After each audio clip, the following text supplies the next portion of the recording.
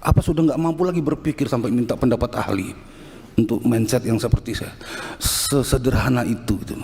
Rekan-rekan anggota Komisi 3 DPR dan Pak Jaksa, Pak Polisi, penasihat hukum dan rekan-rekan di semuanya. Insya Allah pertemuan kita pada hari ini membawa berkah dan mendapatkan solusi yang terbaik ya bagi semuanya. Sebelum saya sampaikan apa yang akan saya sampaikan, saya informasikan dulu saya adalah mantan polisi. Pernah jadi anggota polisi, pernah jadi Kapolres, pernah jadi Kapolda. Basic saya adalah reskrim dan intelijen. Nah, jadi kalau bicara berkas perkara saya paham. Ini sebagai prolog. Mohon izin. Mau tahu Pak se-Indonesia Pak? Alhamdulillah. Jadi dalam kasus ini kita coba memahaminya ya dari sudut pandang saya.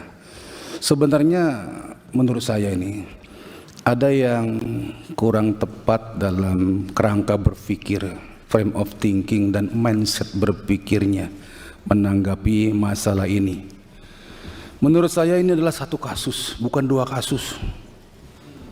Satu kasus. Kasus penjambretan. Ya. Satu kasus itu, satu perkara itu ada sekumpulan tempat, satu TKP, di situ kumpul semuanya, peristiwanya, tersangkanya, korbannya, barang buktinya. Ada satu peristiwa, banyak TKP-nya, korbannya di situ, barang buktinya di sana, pelakunya di sana, barang buktinya di sana, ada beberapa TKP lagi. Nah, kalau yang dibahas tadi ini adalah satu peristiwa, dua TKP. TKP terjadinya penjambretan, TKP terjadinya tertangkapnya pelaku penjambretan yang dalam tertangkapnya pelakunya meninggal dunia. Jadi TKP pelaku meninggal dunia itu TKP-nya reskrim, bukan TKP-nya lantas. Menurut pandangan saya. Kalaupun lantas mau diminta tolong untuk olah TKP, boleh-boleh aja. Itu TKP-nya reskrim, satu berkas perkara. Karena satu konteks, satu kaitan. Jadi waktu istrinya dijambret, terus suaminya dekat situ dengar jambret suaminya datang, itu peristiwa itu adalah peristiwa yang bisa dikatakan peristiwa menurut KUHP ya, dikategorikan tertangkap tangan. Pada saat kejadian diketahui oleh orang, tidak lama setelah itu, atau ditemukan padanya barang bukti yang berkaitan, atau diteraki orang. Jadi suaminya itu dalam kondisi tertangkap tangan, istilah hukumnya. Jadi siapapun yang dalam kondisi jambret, entah suami, entah tukang bakso, tukang pecel, mengetahui itu, dia tergerak, dia bisa melakukan penindakan di lapangan. Ya, dia kejar, apalagi suaminya. Dia kejar. Dan dalam pengejaran itu, dia tujuannya adalah untuk menghentikan atau menangkap si pelaku. Tujuannya ya. Nah, waktu menghentikan menangkap si pelaku, apakah si pelakunya rela akan ditangkap? Mau nggak kira-kira? Nggak mau melarikan diri. Yang mengejar ini berusaha untuk menangkap pelaku tindak pidana penjambretan. Dalam konteks menangkap itu terjadi peristiwa-peristiwa, ya, tidak ada mens rea untuk membunuh dan lain-lain. Nah, terjadi upaya-upaya hukum yang dapat dipertanggungjawabkan seperti memepet sampai menabrak. Ya, akibatnya tidak diperkirakan apa yang akan terjadi. Tetapi si pelaku itu tidak mengindahkan. Kalau dia mengindahkan nggak terjadi apa-apa. Atau dibalik, seharusnya yang ngejar nggak seperti itulah, jangan sampai nabrak-nabrak lah, jangan sampai mepet-mepet lah. Apa begitu yang kita inginkan? Atau dibalik aja, lebih sopan lagi. Harusnya yang ngejar itu mengawal aja, atau monggo mas silakan, hati-hati di jalan, baik-baik ya. Apa seperti itu? Ya kan nggak begitu. Ya ini satu rangkaian.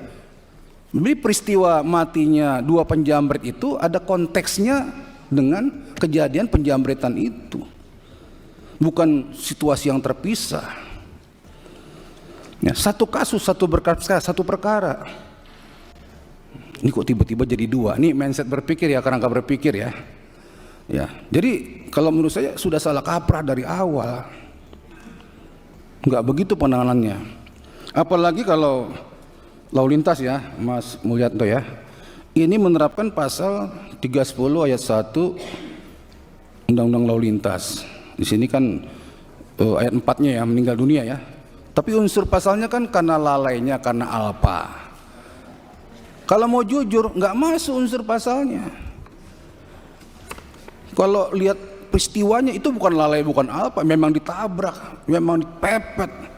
Nggak ada lalai, nggak ada alpa di situ. Berarti ada upaya paksa untuk menghentikan dia. Nggak kena pasal 310 itu. Makanya nggak masuk pasal lalu lintas itu, dan tidak ada peristiwa lalu lintas di situ. Yang ada peristiwa hot pursuit kalau Islam meminjam bahasa modernnya lah, pengejaran itu. Ya, satu kasus, satu peristiwa. Ini satu pasal, yaitu penjamretan, dan satu kasus, yaitu peristiwa penjamretan. Tidak ada kasus lalu lintas di sini. Ya, satu rangkaian itu. Jadi kalau kejadian sudah jelas, diurai sudah jelas, memang cukup unsur untuk dikatakan ini pidana penjamretan, dan reserse sudah bekerja, terpenuhi unsur itu, dan tersangkanya meninggal dunia, sehingga dihentikanlah kasusnya karena tersangka meninggal dunia. Case close, tutup, selesai.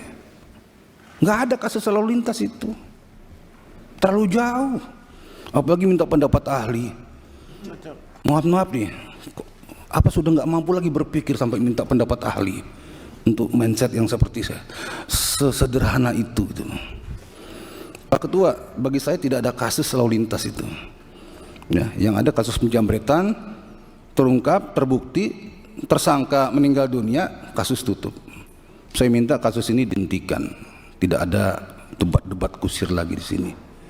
Ya, terima kasih Pak Ketua. Download Tribun X sekarang, menghadirkan lokal menjadi Indonesia.